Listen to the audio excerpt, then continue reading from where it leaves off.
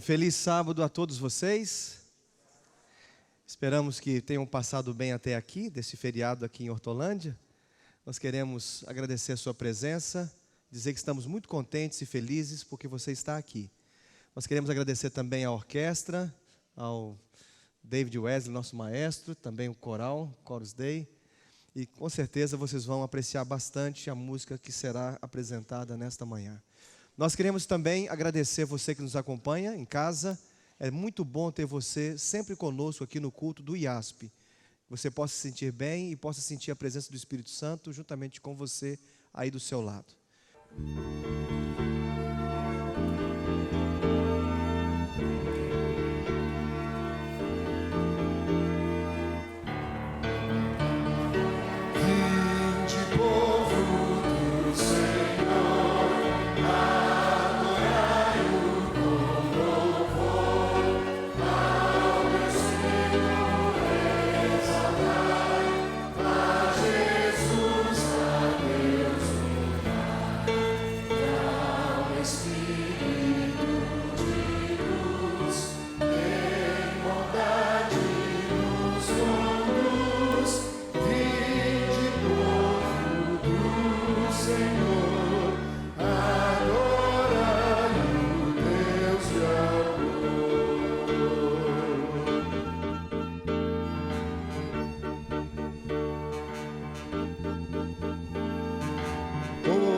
Observemos com fervor este dia do Senhor, pois as bênçãos do céu aos fiéis as prometeu.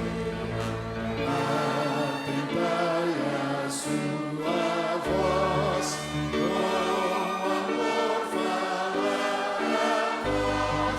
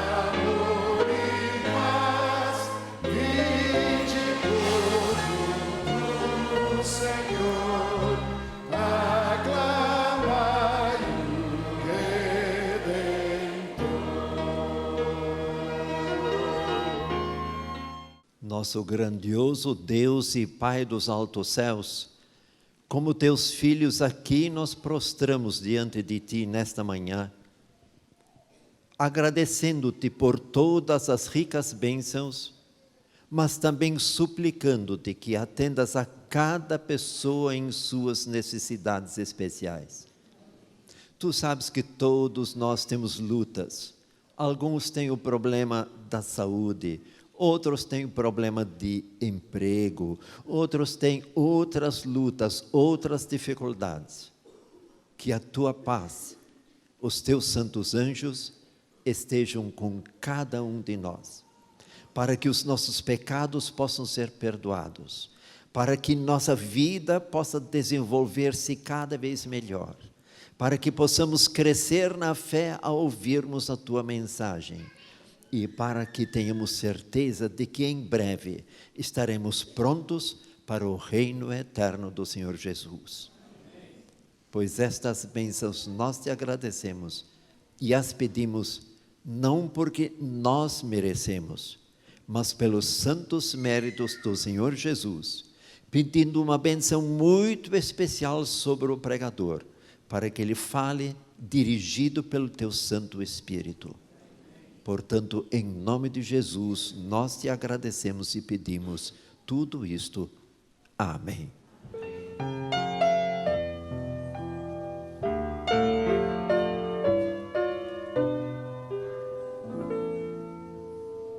Amém. Como é bom a gente estar na igreja, né? Eu vou contar uma história para vocês muito emocionante. Mas vocês precisam deixar a imaginação fluir. A nossa história começa numa estrada poeirenta. De um lado da estrada tinham alguns cactos. Tinha muita poeira subindo por todos os lados. E tinha um menino voltando da escola. Ele morava numa cidade pequena. Já estava quase na hora do almoço. E o sol estava muito quente. Ele estava com sede, com fome. E lá longe ele apertou os olhos assim. E começou a perceber que tinha um monte de caminhões do circo que estava indo embora da cidade. Na cidade dele, o circo ficava um pouquinho, uma semana, e vinha uma vez por ano. Quando ele olhou bem, ele não acreditou, mas parecia que de um caminhão abriu a porta e caiu alguma coisa enrolando assim. E aí uma poeira levantou. Quando ele chegou perto, que ele olhou, ele não acreditou. Um macaquinho. Ele falou, tadinho, ele mal conseguia levantar os braços. Então ele saiu correndo o mais rápido que pôde. Deixou a mochila dele no canto. Correu, perdeu um tênis na hora, mas continuou correndo. Gritou, os caminhões estavam devagar. Gritou, moço, espera, por favor. Gritou mais uma vez e de repente o último caminhão, aquele que tinha aberto a porta, parou. Quando parou, ele falou assim, moço, o macaquinho de vocês caiu do caminhão. O moço olhou assim para ele, ei menino, não caiu não, a gente que deixou ele cair. Esse macaquinho velho, não consegue fazer mais nada, não consegue nem ficar em pé. Mas vocês não vão cuidar dele? Não, a gente não tem tempo para isso não. E olha, eu também não tenho tempo para conversar com você. Pei! Bateu a porta do caminhão e foi embora para acompanhar os outros. Ele pegou o macaquinho e falou assim, eu vou cuidar de você. E mais, vou chamar você de Peter, meu amigo. Chegou em casa morrendo de fome, cansado, com o pé cheio de poeira, falou, mãe, contou toda a história para a mãe dele. Tem jeito da gente ajudar esse macaquinho? A mãe dele pegou o macaquinho no colo e falou assim, olha, eu acho que ele está muito mal. Ele está com o olho em fundo, os lábios dele estão estranhos, eu acho que ele está desidratado. Nesse calor, ele deve estar um tempão sem beber água. Vamos tentar. Fez um mingauzinho, começou a dar água. Ele estava tão mal, que ele mal conseguia comer o mingau. Mas sabe, Tommy e a mãe dele começaram a dar com paciência para Peter. Chegou a noite, ela falou assim, agora deixa ele descansar, vamos ver se ele vai sobreviver à noite. Colocaram ele numa toalhinha, e aí, Tommy quase não conseguiu dormir. Quando ele chegou de manhã, que abriu a porta do alpendre, que olhou na toalhinha, Peter não estava mais lá. Estava em cima do telhado, todo animado, penteado, ele mesmo se penteou. E olha, aquela amizade começou a melhorar cada dia mais. E agora Tommy e Peter iam para a escola, de vez em quando juntos, e Tommy colocava ele no ombro, e Peter era a sensação na escola. Imagina você chegar na escola com um macaco, o seu próprio macaco. E olha, aquele macaquinho era esperto, ele brincava com todo mundo, e o tempo foi passando e aquela amizade foi ficando cada dia mais legal. Só que aconteceu um negócio. O circo, depois de passar os meses, anunciou que ia voltar. E a mãe de Tommy virou e falou assim, ei, Tommy, o dono do circo não te deu esse macaquinho. Quando o circo voltar, você vai ter que devolver. Mas, mãe, eu salvei ele, mãe. E mais, mãe, eles vão cuidar dele mal. Ele vai ficar doente de novo. E se ele morrer? Tommy, a mãe falou, o macaco é do circo. Tommy ficou desesperado e pensou, já sei o que eu vou fazer. Vou juntar todas as minhas moedinhas. Quem sabe o dono do circo não pode me vender o Peter.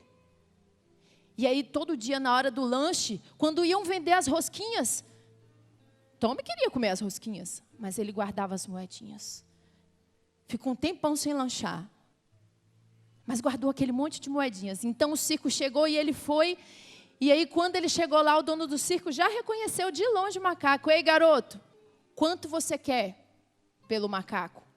Tom olhou e falou assim, não estou entendendo. Como assim? Aí o dono, quanto você quer pelo macaco? Tom abriu um sorriso e falou assim, o senhor acha que o macaco é meu? Aí o dono sorriu para ele, sim, eu quero saber quanto é que você vai me... se o senhor acha que ele é meu, eu jamais venderia. Eu cuidei dele, eu dei água para ele quando ele estava mal. Na verdade, tudo que eu quero é que ele fique comigo. O dono olhou para ele, sorriu para ele e falou assim, você é um bom menino. Não existe valor maior do que um bom amigo. Sabe, aquele macaquinho viveu muitos anos e muito feliz. Provavelmente não tinha nenhum macaco mais feliz do que aquele, mais bem cuidado. Sabe por quê?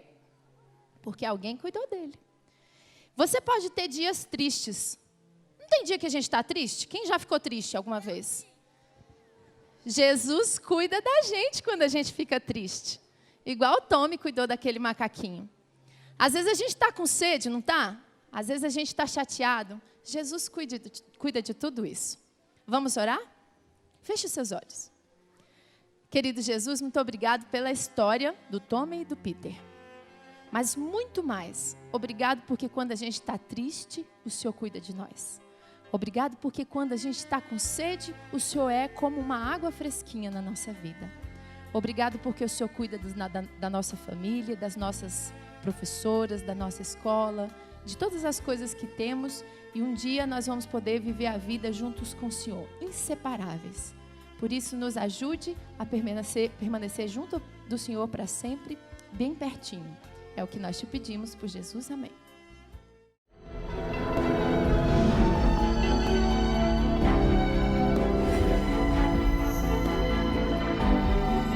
Provai e vede. História de hoje: desintoxicação. Olá, meu nome é Lohan, eu sou adventista do 7º dia e vivo aqui na cidade de Itaboraí, no estado do Rio de Janeiro. E como todo aluno de terceiro ano, o meu objetivo era entrar na faculdade. Agora com 18 anos, também precisava trabalhar para me sustentar. E no início do ano de 2014, comecei a trabalhar como jovem aprendiz no Serviço de Educação, Lar e Saúde de Itaboraí. Embora estivesse trabalhando, nunca deixei meu objetivo de lado, que era entrar na faculdade. Em busca do meu sonho, eu estudava todos os dias, acordava de madrugada para ter um tempo maior de estudo. Eu estava realmente muito focado. No meio do ano, aconteceria a prova da primeira fase da Universidade do Estado do Rio de Janeiro. Nessa época, eu tomei uma decisão de preparar a minha saúde de maneira especial para o dia da prova. Assim como Daniel e seus amigos, que se negaram a comer da comida do rei e só se alimentavam de frutas e legumes, 10 dias antes da prova, eu farei esse regime alimentar. Quem sabe eu estaria fisicamente mais bem preparado e mais disposto para fazer as provas. Deus me abençoou muito, e tudo aconteceu conforme eu esperava. Na primeira fase da UERJ, eu tirei a nota máxima. Porém, a segunda fase só aconteceria no final do ano, o que me daria mais tempo para estudar.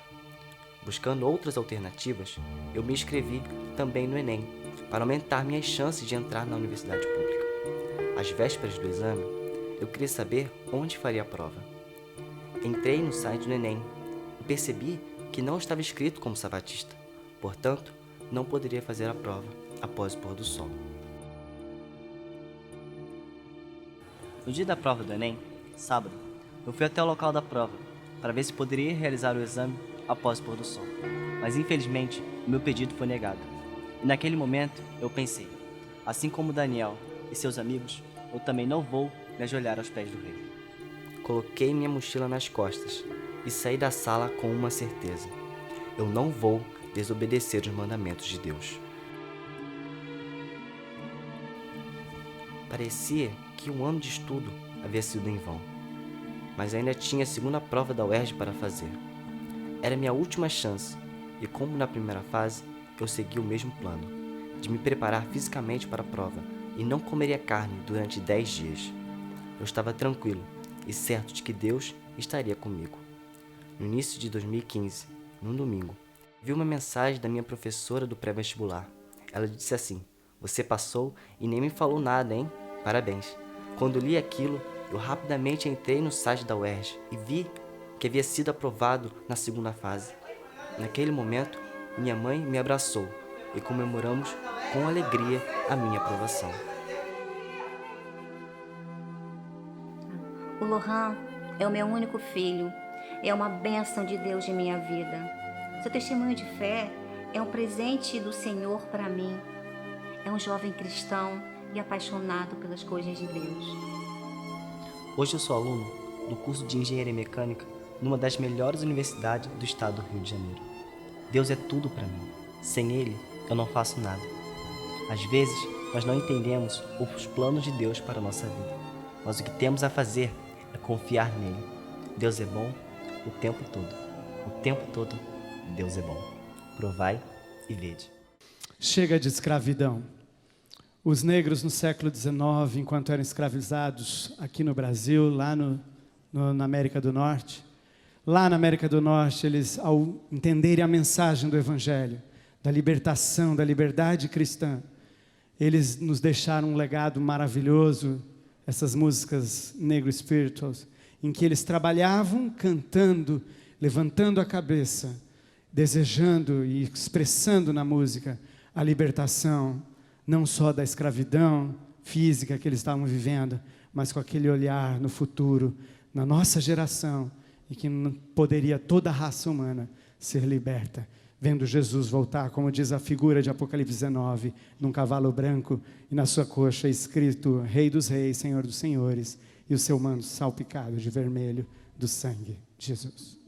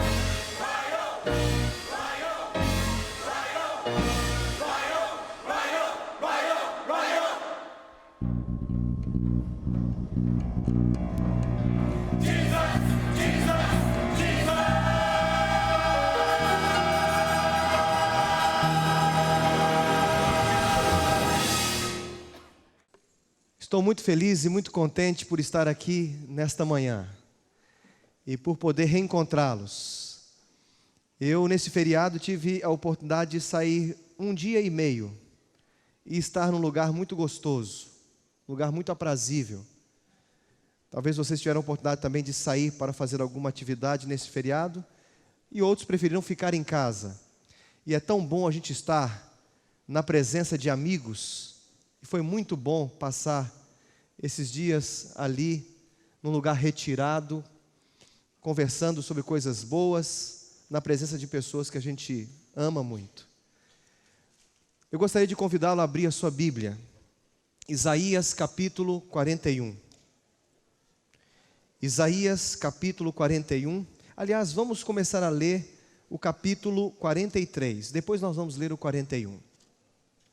Isaías capítulo 43.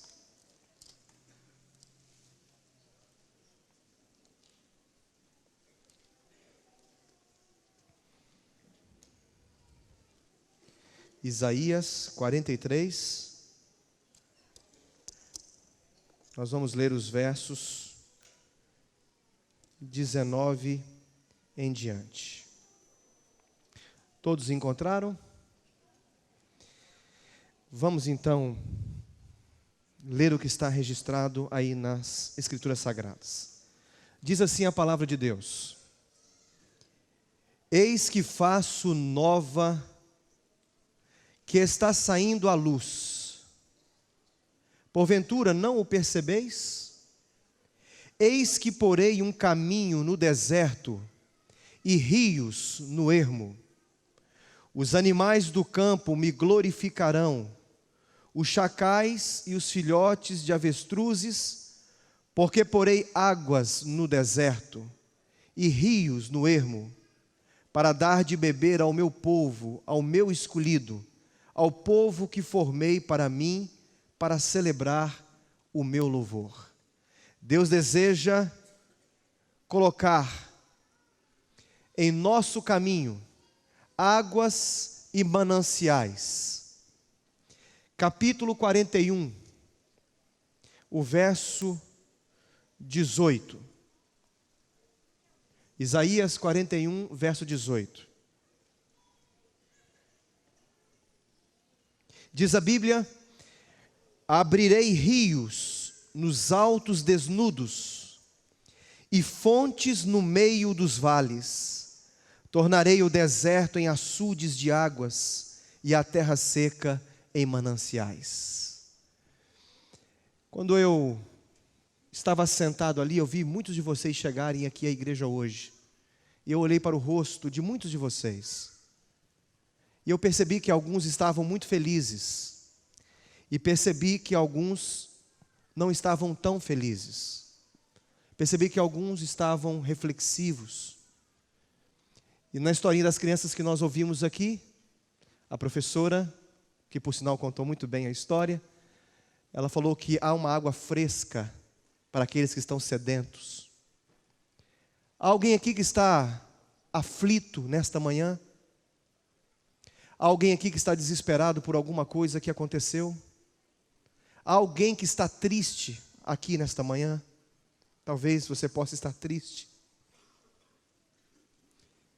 Eu quero lhe dizer que o deserto faz parte da nossa vida. Não tem jeito. Mais cedo ou mais tarde, todos nós iremos passar pelos desertos da vida. E às vezes passamos por um deserto. E pensamos, agora estou livre, não vou mais ter o deserto na minha vida. E aí vem outro deserto. Essa semana que se passou, nós temos uma pessoa que é membro da igreja. A irmã Regina perdeu vários parentes em pouco tempo. Perdeu pai, perdeu agora, se não me engano, do irmão também. Enfim, parece que existem algumas pessoas que passam mais vezes pelo deserto. Qual é o deserto da sua vida, meu querido amigo? Uma certa vez uma jovem disse assim para um pastor: pastor, o fim chegou para mim. E o pastor disse: mas por que você está dizendo isso? Pastor, amanhã os meus pais saberão de tudo. Não tem mais jeito, o fim chegou. Será que há algum jovem aqui nesta manhã que sente assim, que o fim chegou? Você está no limite do deserto. Isaías aqui usa o retrato de Israel perdido no deserto e usa a ilustração de Deus suprindo Israel no meio do deserto. Mas Isaías estava olhando também para além dos recursos que Deus pode dar para o seu povo aqui na terra. Isaías, ele conseguia vislumbrar aquele momento em que ele sairia de Babilônia, porque ele estava cativo ali, e iria entrar no reino eterno, na Canaã celestial. Assim como Deus guiou o povo de Deus pelo deserto, próximo do Mar Vermelho, Deus também estava prometendo ao povo que seria fiel ali em Babilônia, os cativos, de que Ele iria tirá-los por meio do deserto, para que eles pudessem ter a libertação do cativeiro babilônico. Qual é o deserto que você tem enfrentado? A experiência do deserto é muito significativa nos textos bíblicos. Essa realidade permanece hoje no século 21. E eu gostaria de dizer para você que não é membro da Igreja Adventista do Sétimo Dia. Talvez haja alguém aqui que não seja membro da igreja. Mas talvez haja aqui alguém que não seja membro, mas já está pensando em se tornar membro da igreja. Se você é uma pessoa que tem vindo à igreja e deseja se tornar membro da igreja, eu quero lhe dizer uma coisa. Há uma realidade para todos aqueles que decidem ser verdadeiros cristãos e pertencerem à igreja remanescente. Há uma realidade. Aquele que vem para a igreja deve saber de uma coisa, deve entender e deve se acostumar com o deserto. Eu poderia dizer para você assim: não, venha para a igreja e todas as coisas serão mar de rosas na sua vida. Eu não estaria sendo honesto com você. A coisa mais certa para um verdadeiro cristão, para a igreja remanescente, é o deserto. Todo aquele que quiser um dia chegar em Canaã, terá que passar pelo deserto. Se há alguém aqui triste hoje, angustiado, aflito, porque está passando por um deserto, exulte, esteja feliz, porque você está passando por um momento de amadurecimento na sua vida espiritual. Há alguém aqui nesta igreja que tem sido perseguido por causa do Evangelho? Há alguém aqui nesta igreja que tem sido perseguido por causa das suas crenças? Há algum jovem aqui na faculdade ou alguém que está no trabalho que não é compreendido e sofre perseguição todos os dias no trabalho porque você crê de forma diferente das outras pessoas? Há alguém aqui que está sendo perseguido por causa dos seus costumes, por causa da roupa que você veste? Há alguém aqui que está sendo perseguido por causa das músicas que ouve, por causa dos alimentos que comem? Lembre-se de uma coisa, meu querido amigo, minha querida amiga: o deserto faz parte da realidade da igreja remanescente. É duro ter que admitir isso, mas esta é a realidade. Todos nós gostaríamos de viver sempre com essa promessa que nós acabamos de ler aqui em Isaías, no capítulo 41. Abrirei rios nos altos desnudos e fontes do meio dos vales. Tornarei o deserto em açudes de água e a terra seca em mananciais. Todos nós gostaríamos de ter constantemente ao nosso redor mananciais para saciar a nossa sede espiritual. Todos nós gostaríamos de ter em nosso redor, ou ao nosso redor, mananciais que pudessem nos proporcionar conforto e segurança. Mas essa não é a realidade. Há alguém aqui que está passando pelo deserto e alguém está sofrendo por causa de uma doença incurável. Talvez haja alguém aqui que esteja passando por um deserto, o deserto de um casamento desfeito, de um relacionamento desfeito. Talvez esteja falando para alguém aqui que esteja passando por um deserto, porque já há algum tempo não consegue resolver um problema de trabalho, e já há muito tempo você está em casa e não consegue solucionar esse problema, ainda mais agora com essa crise. Você está passando por um deserto. Talvez esteja falando para um pai que gostaria muito que o filho estivesse na igreja e não está aqui. E você está vivendo um deserto porque quando você educou o seu filho, você jamais esperava que ele pudesse sair da igreja. E você agora só percebe que cometeu alguns equívocos, alguns erros, porque o problema se instalou e o seu filho saiu de casa, ou saiu da igreja. Há algum pai aqui, alguma mãe que está passando por algum deserto? Há um pai e uma mãe que perdeu um filho. E todos os dias você se lembra do seu filho. E você gostaria de se encontrar com ele ou com ela. E você vive um deserto na sua vida. É duro de admitir isso, mas esta é a realidade. Muitos de nós não gostamos do deserto. Até pensamos que o deserto não é uma coisa de Deus. Como assim, pastor? O senhor está dizendo que o deserto é algo de Deus? Não estou dizendo que os problemas são de Deus, que o pecado é de Deus, mas que o deserto é utilizado por Deus para amadurecer a nossa fé, isso sim. E vou dizer mais. Deus intencionalmente permite que passemos pelos desertos da vida. E muitas vezes Ele é intencional para que isso aconteça, para que possamos depender dEle e buscá-lo. Existem vários desertos no mundo hoje, no planeta Terra. Existem desertos, e o maior de todos eles é esse daí. É o deserto da Antártida. São 14 milhões de quilômetros quadrados. Esse deserto é o continente mais frio, mais seco, com a maior média de altitude e de maior índice de ventos fortes do planeta. É também onde foi registrada a temperatura mais baixa da Terra, 89,2 graus negativos. A altitude média da Antártida é de aproximadamente 2.000 metros. Ventanias com velocidades de aproximadamente 100 km por hora são comuns. 320 km por hora já foram registrados na área costeira deste deserto. Há um outro deserto chamado deserto do Saara, na África. É o maior deserto quente do mundo e oficialmente o segundo maior deserto da Terra. Localizado no norte da África, tem uma área equiparável à área de toda a Europa. O deserto do Saara compreende parte dos seguintes países e territórios: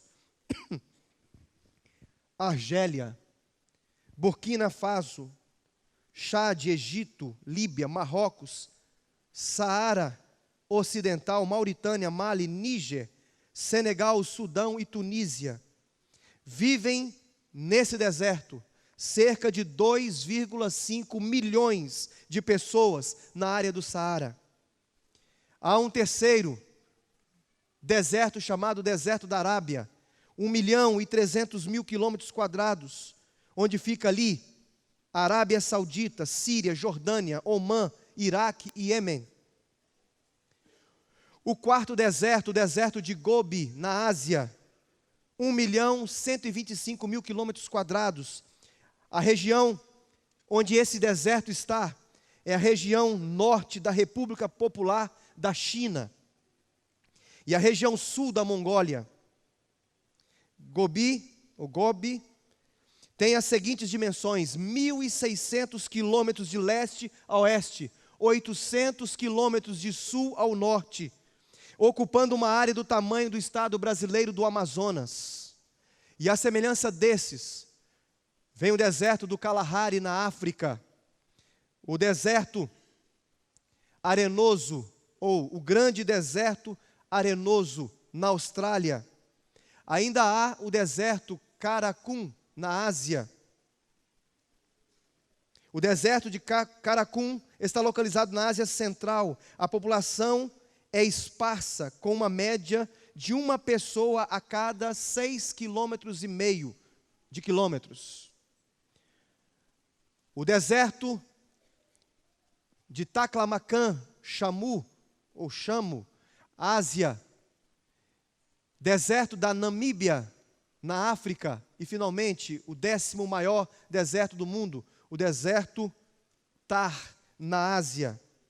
Todos esses lugares têm uma característica em comum. A vida neles é muito difícil. As condições climáticas, a falta de alimentos, a falta de suprimentos, tornam difícil a sobrevivência nesses lugares. Eu gostaria que você agora prestasse atenção no que eu vou ler aqui. Se Deus é soberano, e nós reconhecemos e cremos na intervenção e no controle dele em todos os assuntos do universo, inclusive nos assuntos de nossa vida. Por que temos tanta dificuldade em compreender que quando estamos no deserto, estamos porque assim Deus o quis? Se você está passando pelo deserto hoje, queridos, foi porque Deus quis. Porque se Deus não quisesse, você não estaria. Ele não teria permitido. Então Deus quis, Ele permitiu que você fosse para o deserto.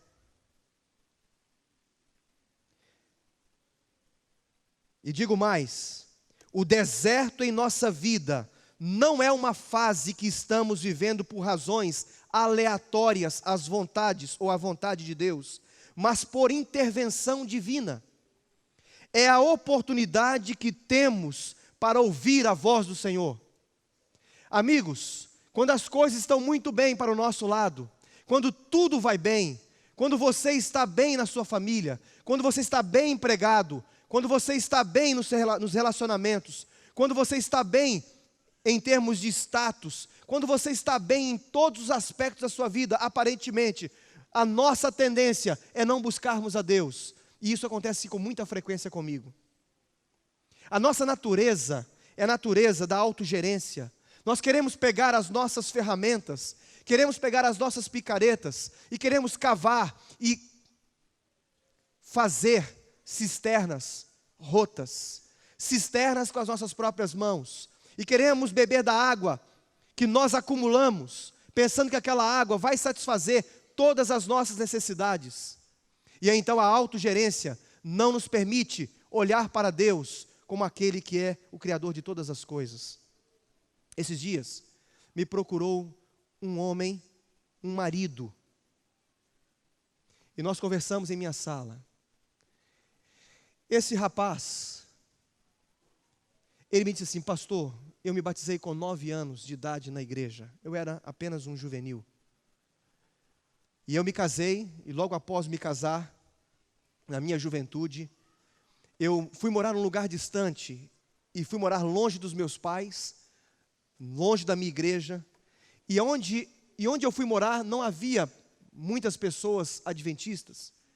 E eu comecei a me relacionar com as pessoas daquele lugar, e eles não acreditavam em Deus, não tinham preocupação de fazer a vontade de Deus, e eu me perdi, pastor. Rapidamente, eu caí em apostasia. E eu fazia as coisas na igreja de forma automática. Tudo entrou no automático. Eu orava de forma automática, tudo era mecânico. Muitas pessoas se batizam na igreja, queridos, e vivem um primeiro amor. Mas parece que com o passar do tempo, nós vamos perdendo aquelas coisas que nós valorizávamos. Muitas vezes nós deixamos de guardar o sábado como aprendemos a guardar. Há pessoas que o pôr do sol se aproxima, o pôr do sol acontece, o sábado começa e nada muda na rotina. As pessoas continuam acessando os mesmos sites que acessam durante toda a semana. Nada é diferente, mas antigamente havia uma preocupação de ter o cuidado de somente ver as coisas que são boas, as coisas que podiam nos fazer lembrar da pessoa de Deus. Mas hoje há um relaxamento. O que está acontecendo com a nossa igreja, queridos? O que está acontecendo comigo? O que está acontecendo conosco? Nós estamos nos alimentando, nós estamos bebendo de cisternas rotas, não estamos utilizando e bebendo dos mananciais que Deus nos oferece. Esse jovem disse assim: pastor, eu entrei no automático e já não dava mais atenção para o meu filho nem para a minha esposa. E eu me lembro que o meu filhinho dizia assim para mim: papai, me faça dormir hoje, conta uma história para eu dormir. E eu dizia assim para ele: vá para a cama que daqui a pouquinho eu estou indo. E eu ficava na televisão. E eu nunca cumpri a minha promessa, pastor. A minha esposa sempre quis que eu estivesse com ela, mas por algum motivo eu também entrei no automático e não estava mais atendendo às necessidades da minha esposa. E ele disse assim: agora, pastor, eu estou lhe procurando, porque eu estou numa situação muito difícil.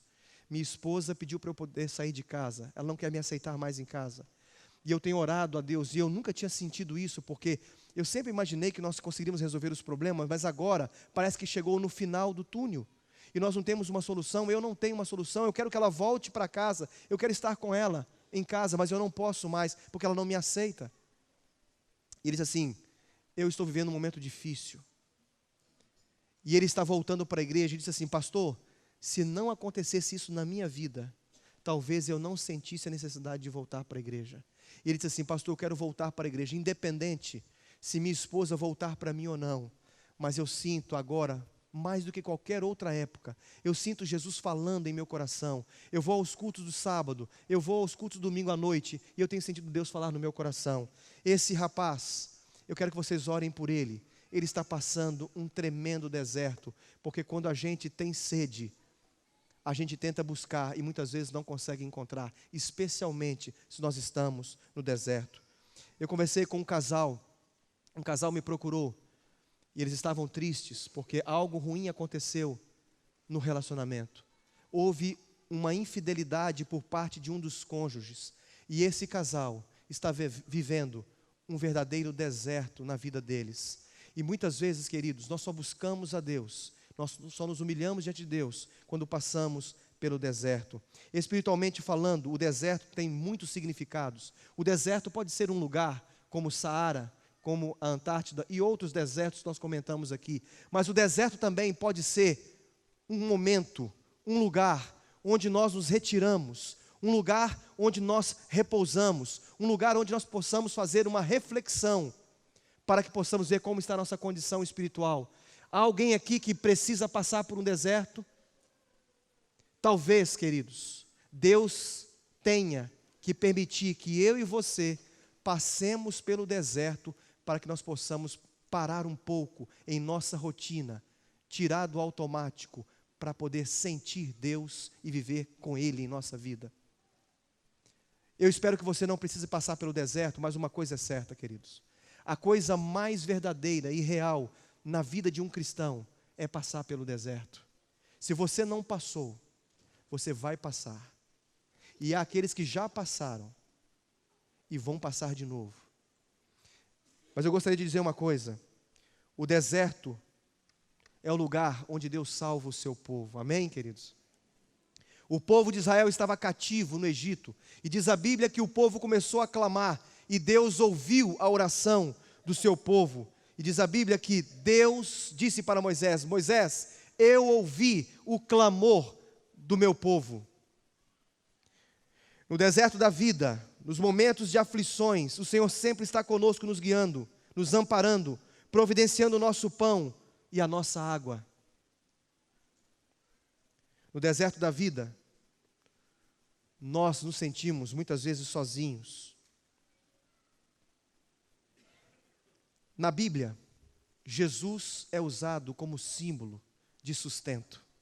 E há uma parte da Bíblia que Jesus falou para uma samaritana o seguinte: qualquer que beber desta água tornará a ter sede, mas aquele que beber desta água que eu lhe der, nunca terá sede. Porque a água que eu lhe der, se fará nele uma fonte de água a jorrar para a vida eterna. Deus diz, queridos, que se nós buscarmos a água, mesmo estando no deserto, Ele vai saciar a nossa sede. E, pasmem, há um texto da Bíblia, em João no capítulo 19, o verso 28, nós encontramos uma surpreendente súplica de Cristo. E em João no capítulo 19, verso 28, lá a Bíblia diz assim: depois, vendo Jesus que tudo já estava consumado, para se cumprir a Escritura, ele disse: tenho sede.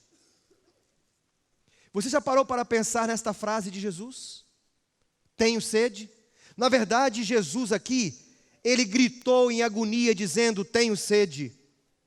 Esta provavelmente tenha sido a 5ª frase das 7 últimas mencionadas por Jesus na cruz. Foi um grito de angústia física e mental.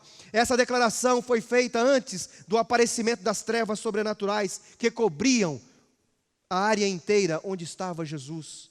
Adam Clarke, ele disse o seguinte: a fadiga que o avassalava, a tristeza que sentia, o calor do dia e a perda de sangue foram as causas naturais da sede que Jesus sentia. Deixa eu dizer uma coisa, querido amigo, você está sofrendo? Há alguém aqui que está lutando por alguma coisa e não consegue solucionar? Jesus passou pelo que eu passei e pelo que você está passando. Jesus está do seu lado. O que vemos nessa declaração aqui, tenho sede? Nós vemos uma palavra chamada abnegação. Na cruz, ele pediu primeiro em favor dos seus inimigos. Quando Jesus estava morrendo, queridos, ao invés de clamar a Deus e pedir a ajuda do Pai, ou fazer qualquer outra coisa para benefício próprio, sabe o que Jesus Cristo disse?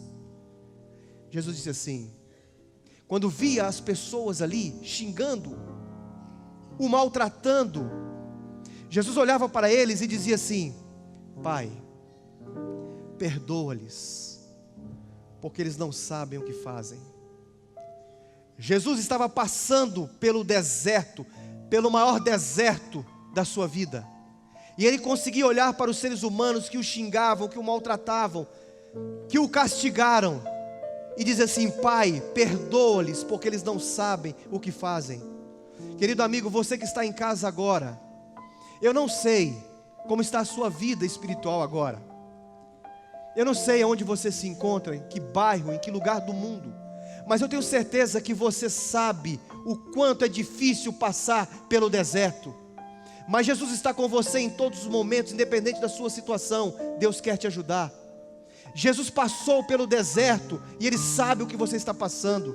Meus queridos irmãos, depois que Ele perdoou as pessoas, Jesus, Ele salvou o malfeitor, um ladrão. Alguém pode se lembrar de um marginal? Alguém pode se lembrar de um criminoso no momento difícil da vida? Quem é de nós aqui que no momento mais difícil, no deserto da nossa vida, vamos nos lembrar de outra pessoa que não seja nós mesmos?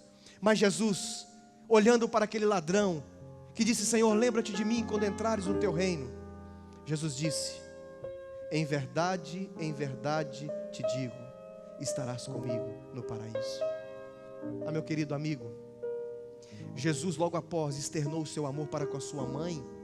Como se não bastasse, Ele se voltou para um dos seus discípulos e disse assim para sua mãe: mulher, eis aí o teu filho.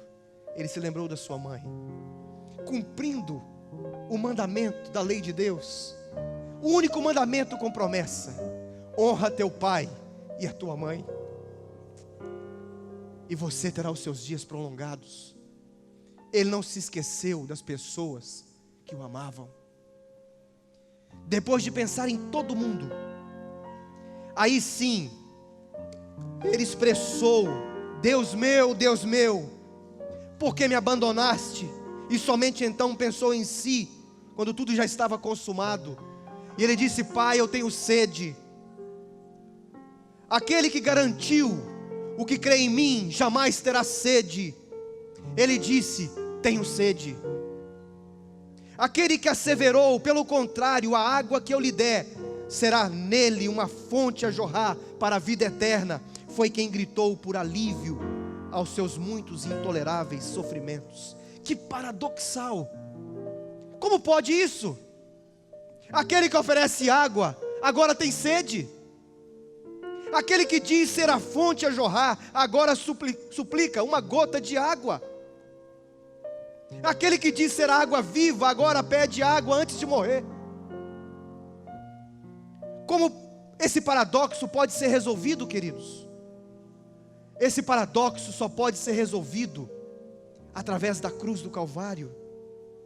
Na cruz, Jesus experimenta uma terra árida, porque só através da água os seres humanos poderiam sobreviver abundantemente.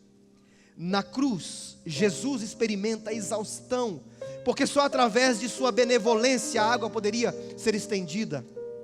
Na cruz, Jesus experimenta a escassez, porque só através da abundante graça poderia ser cumprida a lei de Deus.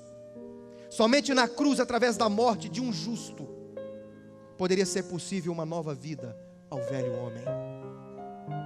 Se não houvesse deserto, queridos, não haveria cruz. E se não houvesse cruz, não haveria salvação. E se não houvesse salvação, nós estaríamos perdidos, completamente perdidos. Foram os pregos que perfuraram as mãos de Jesus. Alguns eram amarrados, mas os pregos encontraram não só as mãos, os pés e a madeira quente pelo sol naquele dia do Calvário, mas uma fonte inesgotável. Na cruz os pregos encontraram a fonte inesgotável do perdão.